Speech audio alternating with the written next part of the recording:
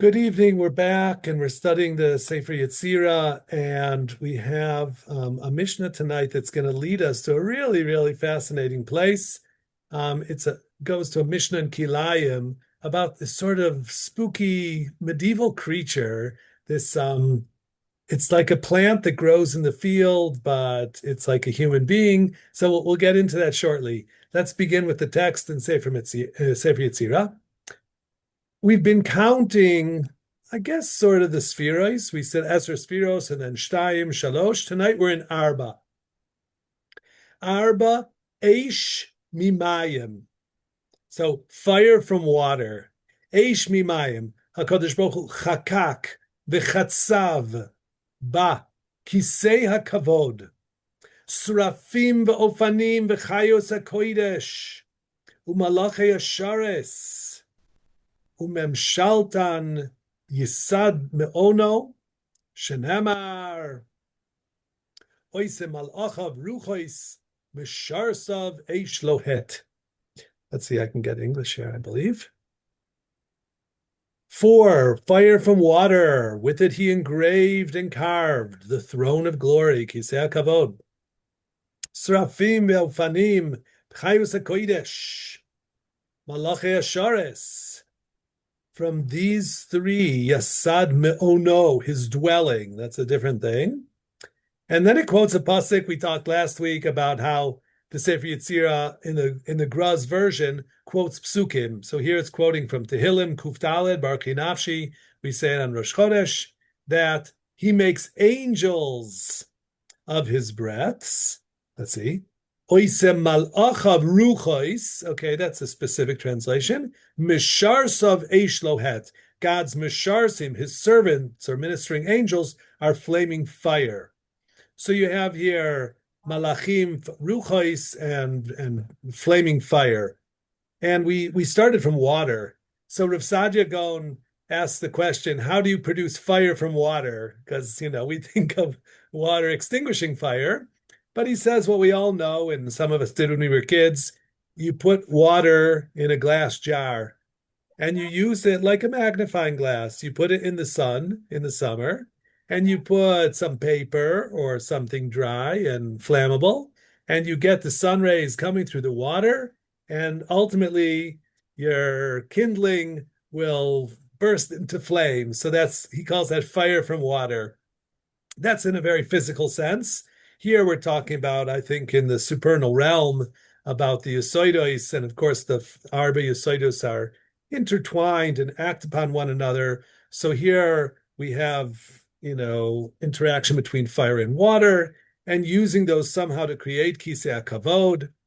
And then these different levels of angels, Srafim, V'ofanim, V'chayes HaKodesh, Malachi Ashares, and there's Hashem's throne here and his dwelling place. Shenamar oisem alacha bruchois mishar saveshloheit. Okay, I've said before the Sefer Yetzira is abstruse. It's difficult text. It talks about some concepts that we recognize and others that are hard for us to even countenance. But here we're talking about Hashem at the very beginning of the Bria, creating Yesoidos of fire and water and using those. Last week we talked about creating the 22 letters of the Aleph base, and here he's creating his throne and angels and ultimately a dwelling place. If we think about it, here it sounds like God at a certain point in prehistory, HaKadosh Baruch Hu existed, umeoino, his dwelling place did not exist. So he created that.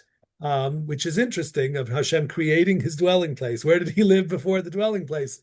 We say about Hashem that hu mekoimo shel oilam ve'ena oilam mekoimo. There was no place before God, of course, and so God is what allows and creates place for everything else to exist. So there's a certain reference to that here, Hashem creating and etching out his Kisei HaKavod, and establishing his ma'on, his dwelling, through the powers of fire and water and other creative forces. Okay, what I'd like to do tonight is share commentary here from the Vilna Gaon. And so I'll go quickly through the beginning and then we'll get to the meat of it. Arba is Eshumayim. Here's fire and water. So he says, Hu galgal ha'esh shetachas harakia, hu besod habina, lechein hachesed nikra mayim, shumi chochma begvura, nikra eish, mibina verakia shebenatayim, hu ada'at, you have chochma, bina, and das. We recognize that construct. Ubo chama v'levana v'kolchavim umazalos shehin chayos chiyus kol ha'olam. The energy of the world comes through the solar system, through the galaxy, the stars, the moon, and everything above. Okay. Shebo chadarim maleim kol tu kmo shekasuv v'das shu pnimius sheva hasfiros v'chiyusan v'hu me'eshu mayim. Okay, here's the juicy part. This is from, again, we're talking about primordial fire and water. B'makom shenifkashim yachad, where fire and water meet. Shemisham, from there, nimzag harakia. If we think about space or maybe the atmosphere, there's a mixture of, we might say, gas and liquid. Okay, in the atmosphere, there's some liquid. So it's called shamayim. Kamo shehu b'kol shnei yisodot. Shamayim was eish umayim o shamayim. So we're talking about the place, the rakia, where fire and water meet. And so the Vilna Gaon now lays out a sort of philosophical or maybe Kabbalistic principle. Kamo shehu b'kol shnei yisodot. B'makom shenifkashim, tzarich davar memutza. When you have these two opposite forces or elements of fire and water meeting, you need something in the middle to bridge, something, I'll call it fusion, a fusing element to join together the fire and the water. And now he says, he brings other examples. Kenizkar la'el, v'kein hu b'datscham. What is datscham? Doimem tzomeach chai midaber. Okay, doimem are inanimate objects, tzomeach are plants, chai are animals, and midaber are human beings. So the Gra has told us, let's ontologically, okay, schematically, whenever you have two elements joining at the juncture, there's something that bridges the gap between them. So when it's fire and water, it's at the rikia. With the inanimate objects and then plants, creatures, and man, he says, almogim yidoni vehakof. So that's really fascinating. He mentions coral. Almog is coral. So think anybody who's been to Eilat or scuba diving anywhere, and you've seen maybe the Great Coral Reef in Australia, if you got to see that. Coral it's like a rock, but it's like a plant, okay? It can be hard and stiff, but there's like life within it. So it's the boundary of doimem v'tzomeach is coral, okay? And then between tzomeach and chai, he mentions the Yidoni. And I had forgotten what was he referring to, and that's what we're going to talk about tonight, this Yidoni. But before we get to that, I'll just finish the thing. His schematic is between chai, creatures, the animal kingdom, and people. You have monkeys. Okay, and anybody who's watched National Geographic and you've seen how the chimpanzees relate to one another or the baboons, they're really sophisticated. They're really humanoid. The way they communicate and take care of their young, and they do so many things that people do that when you look at them, you can't help but see like the animal behavior in people as well as the human behavior in the monkeys. And the Vilna Gaon is explaining that in between these different levels of reality of inanimate objects, plants, animals, and human beings, there are bridging factors. There are something that is taking the place in the middle. Okay, so it's a fascinating construct, in my opinion. And I was able, Baruch Shem, to create a file with some texts about this. So that's what we're going to share now. Let me share my page. Okay, here it is. So bein doimem lechai, between the inanimate this is really between the tzomeach and the chai. That would be a better title. Adnei hasadeh. So we're talking about the yedua, okay? And this is Sefer Yetzira with the Parish of the Gra, and it's based on a Mishnah in Kilayim. So we learned the Sefer Yetzira, and we saw the Parish of Gra, and he said the 4 levels of mineral, plant, animal, and human require 3 intermediaries to bridge between them. Doimem almog, tzomeach, yedua, chai, koif, medaber. What is the yedua?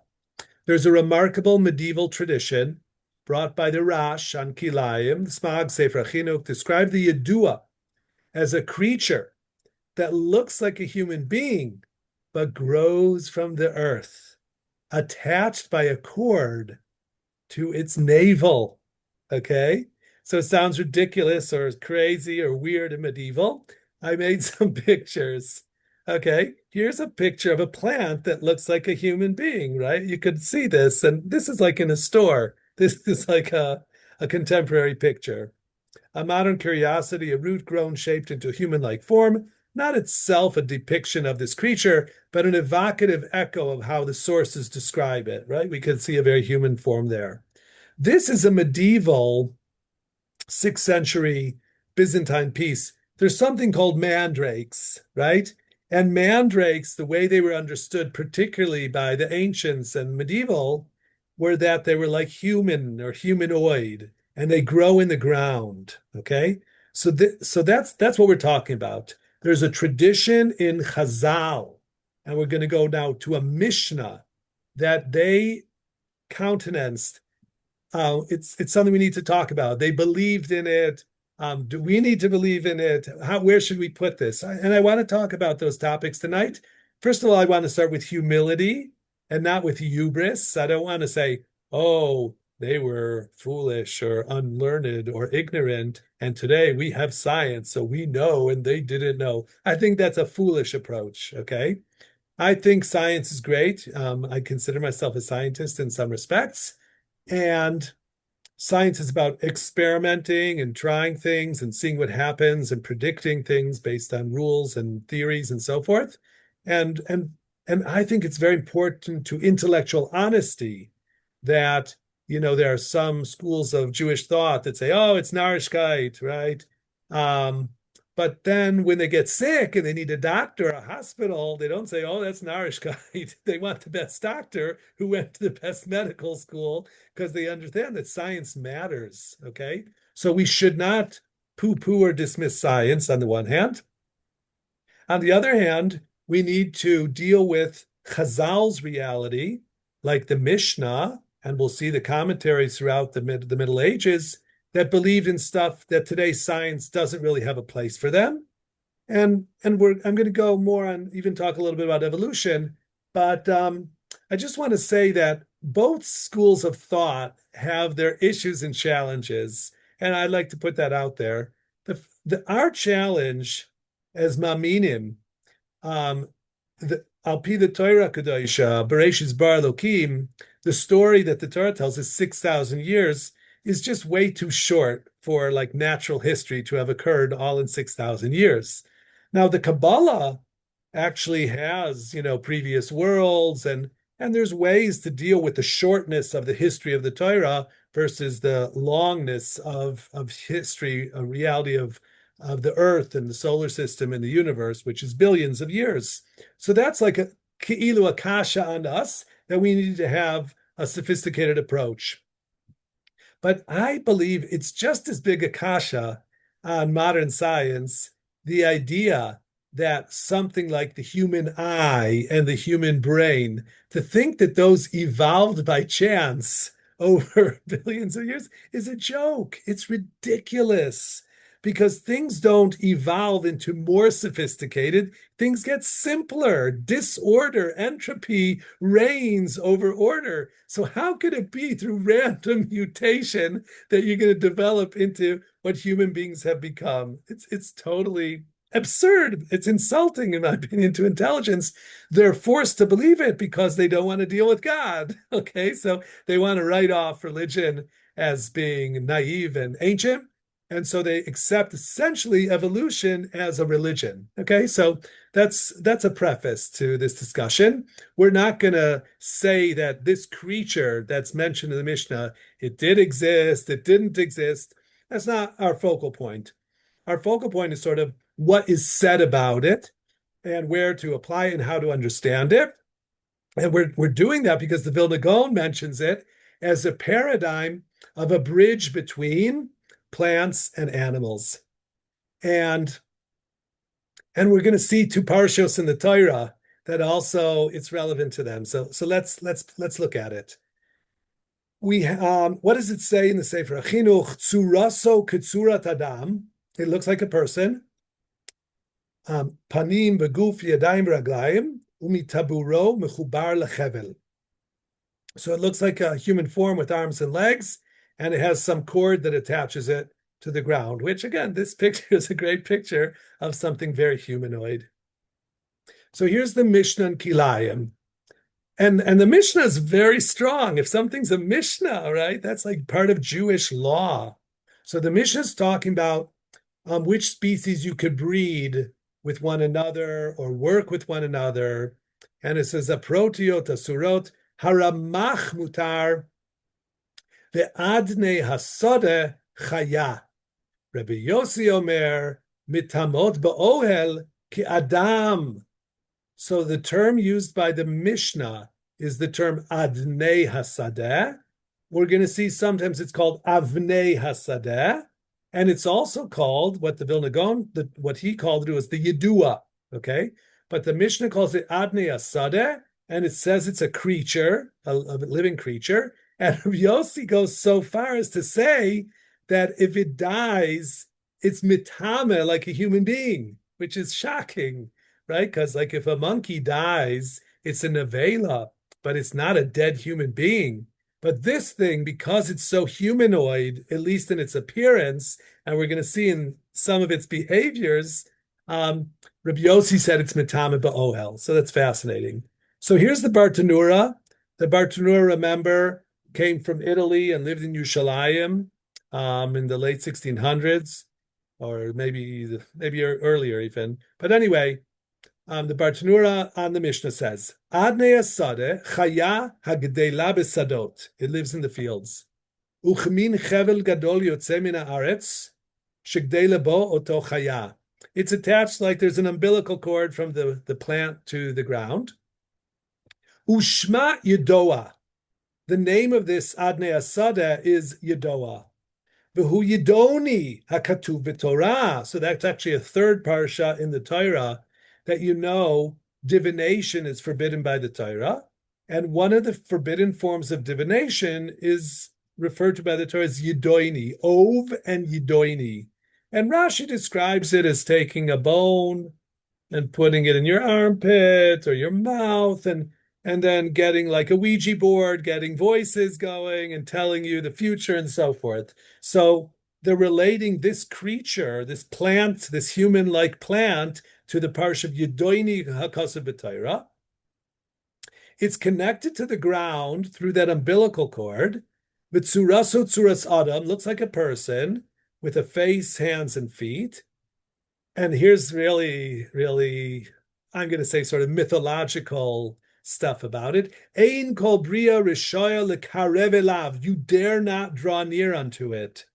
Ki hu hoyreg v'toyrev kol lekarev elav. It's lethal. It will kill you if you get close to it. Ksheroitzin latsudoto. If you do want to hunt it, moirin bechitzim bechevel ad shenifsak. You have to use an arrow to pierce its umbilical cord, and then it will scream out, so ek b'kol mar umet miyad, and it will immediately die. Ve'elav ramaz be'Iyov. There's a pasuk in Iyov. We'll see. Ki im avnei asadeh britecha. So let's quickly jump to Iyov. Ki im avnei asadeh britecha v'chayat asadeh hoshlemalach. For you will have a pact with the rocks in the field, and the beasts of the field will be your allies. Rashi says the rocks of the field are a type of man. Avnei asadeh. The beast of the field is a beast. In the language of the Mishnah, they're called Adnei Hasadeh. So the pasuk is Avnei Hasadeh. The Mishnah calls them Adnei Hasadeh. I wanted to share the Rambam. The Rambam, of course, is a huge rationalist. And so what does he do when he finds something like this in the Mishnah? He's a doctor, and he never saw something like this. So what does he do about it? So he has a Mishnah that he's got to explain. Adnei Hasadeh, says the Rambam in the Parish Mishnayos, Heim chayois, hadoimois livnei adam. It's a creature that looks like a person. Okay? That's as much as he said. That could be, a baboon or a chimpanzee the Rambam doesn't say what it is, just it's a creature that looks like man. And then he brings what I'll call the apocrypha or the myth, the stuff that he's heard about it, and he says it over as hearsay. Ve'omrim hamisaprim chidushei ha'olam, the people who tell stories about the world, right? Whether they're naturalists or travelogues or whatever, people who like to tell stories, they say, shehu midaber, it speaks. Dvarim rabim she'einam muvanim, but it's indecipherable speech. V'diburo doime l'dibur adam. That does sound like a monkey or a gorilla or a baboon or something. Ushmo, he gives an Arabic term, b'lashon harav. Umagidim mi'inyanav b'sfarim dvarim rabim. So the Rambam heard the same things that the Bartanura heard, but he doesn't want to say them over because he doesn't really believe them, I think. And so he just says a lot is said about it. He doesn't claim to know. He's just saying a lot is said about it, whereas the Bartanura told us more detail. Okay, so we've seen sources about this creature. The Yerushalmi calls it a Barnash Datur, which means like a mountain man, like we know about Sasquatch or, the abominable snowman or whatever. V'uchaye min tibure. It lives through this umbilical cord. Ifsik tibure lochai. If, again, the umbilical cord is severed, it loses its life force. So I want to share now two parshios that we all know where there's divrei Torah on this creature, which we'll call the Adnei Sadeh. Okay, so in Parshas Ve'era, we're in the 10 plagues, and we know one of the plagues is called Arov, which is like wild beasts. And Hashem says, Ki im eincha mishaleach esami, hineni mashliach becha ve'avadecha ve'amecha ve'avatecha es ha'arov, the mixture of wild beasts. Umalu batei Mitzrayim es ha'arov, Begam hadama asher heim aleha. So the pasuk is warning Paro, if you don't listen and send out the Jews, I'm going to send wild beasts against your people, their homes, and it'll fill the houses of Egypt, the mixed multitude of wild animals. But this last phrase is not clear what it's about. V'gam ha'adama asher hem aleha, and also the land upon which they are. What does that mean? That the wild beasts are going to take up also the space of Egypt. I think that'll be the simple meaning. But there's beautiful commentary called the Chanukas Torah that goes back a good 400 or 500 years, and he quotes this pasuk. Why does it say Adama? Yesh Rashi. Rashi told us that Aro is kol mine chayos ros. It's every kind of wild creature. Everybody knows there's a rash in Kilayim that we learned tonight. Sheyesh chaya achat sheshmo yidoini, and it has an umbilical cord connecting it to the ground. And if you want to hunt it, you have to sever the umbilical cord. Otherwise, it'll kill you. The only way to kill it is to get to sever the cord. Okay? Ayin Sham. V'hinei kan amar akasuv umalu bate Mitzrayim et ha'arov kol minei chayos ros. The plague of wild beasts is supposed to include all kinds of wild animals, lions and tigers and bears. So how could the Yidoni attack the Egyptians? It's stuck in its place where its umbilical cord is, right? It has, very limited mobility. Imken yipaleh heach hevi aleim achaya hara hanizkar le'el shishma Yidoni. V'lo hi kshura bechevel ba'aretz. Ve'im yipasek chevel hi meita miyad. And if the umbilical cord is severed, it will die. Mishum hachi amar v'gam adama asher heima lea ratzaloymar hadama asher achaya kshura alea bechevel. So he has a brilliant new interpretation of this pasuk. When it says the Arov are going to fill the houses of Egypt, and the Arov v'gam adama asher heima lea, it's referring to this creature.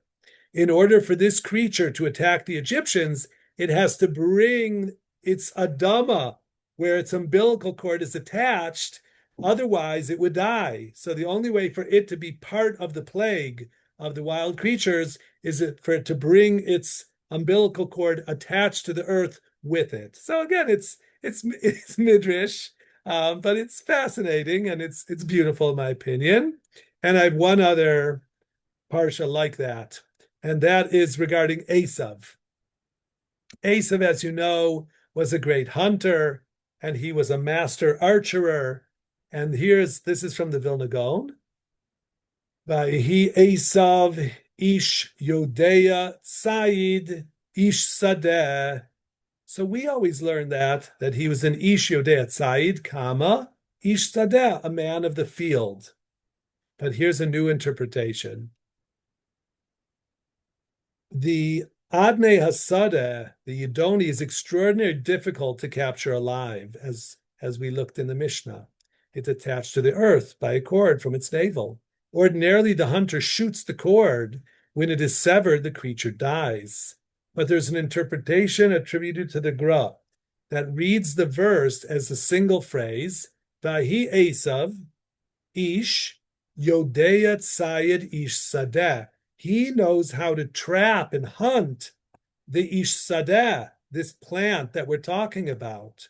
Meaning, Esav was such an expert hunter that he knew how to capture the Ish Sadeh, i.e. the Adnei Sadeh, alive. Okay? So Esav was a master trapper. And listen to how he used that skill.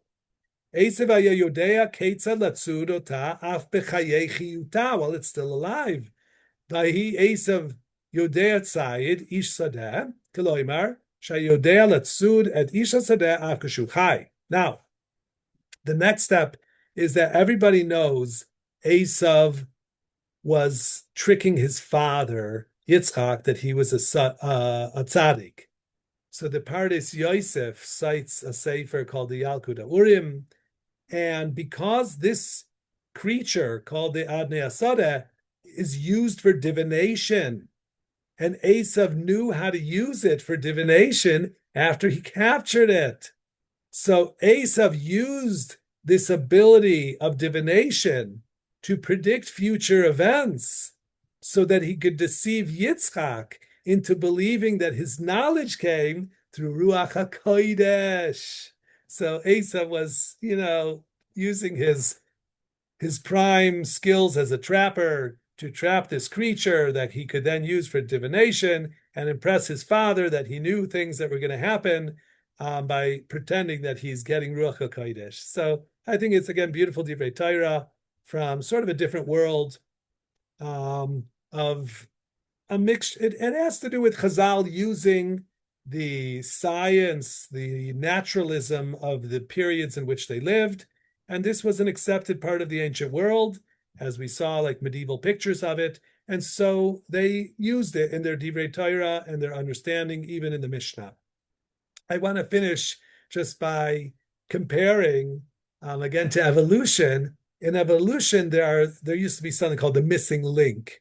Like you always wondered, when did the fish turn into birds? And how did that happen? There's missing links in the fossil record. And so today, they say it's more complicated and there's many different pathways through evolution. And they find periodically creatures that, amphibians come out of the water and end up living on land. But I just sort of wanted to talk about a parallel, going back to the words of the Vilna Gaon in Sefer Yetzira, that when you find a juncture between fire and water, or between doimim and someach, or tzomeach v'chai, v'chai v'medaber, there are bridging figures. And there's sort of a mystery how they connect, things that are dissimilar and disparate, and yet they have elements of both. And even human beings, we're somewhat like animals and we're somewhat like angels. We have elements that we're wonderful and spiritual, and we have elements that we're so low and animal-like. And you see people behave sometimes as angels and sometimes as animals.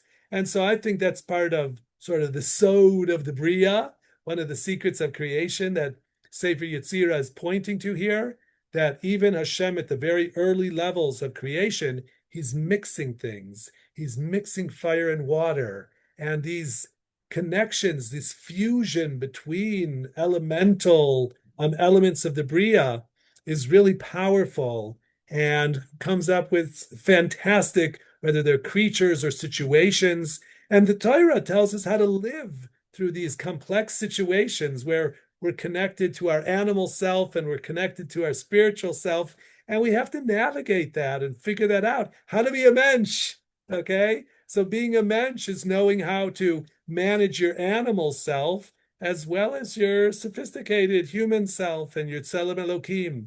So that's the challenge that we all have. I thought it was really interesting stuff tonight about the Adnei Asada I wanted to share with you. So I thank you very much for being with me on the journey. Shkoyach, Rabbi Yeshua. Bruchim to you. Have a real good night. Take care. Thank you. Bye-bye.